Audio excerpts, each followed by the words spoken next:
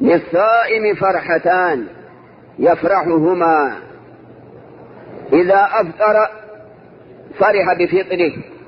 هل هذا خاص يعني الفطر عند غروب الشمس يفرح عندما يفطر ويشرب الماء البارد ويتناول ما يسر الله له من الطعام، أو حين يفطر في آخر الشهر عندما ينهي صيامه بتوفيق الله تعالى فيفطر يوم العيد؟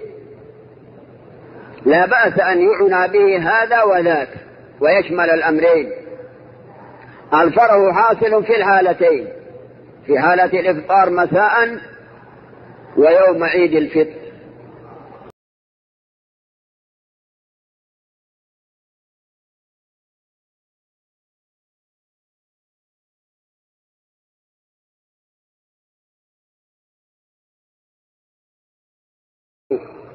يدل على الرؤية: لقيت فلانا، لا يقال لقاء بدون رؤية.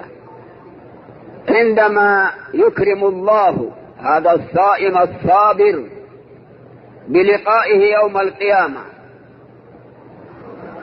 ويثيبه على صيامه يفرح بذلك إذا كان صائما حقيقيا فقبل صيامه. فنسأل الله لنا ولكم القبول. النقطة عند القبول.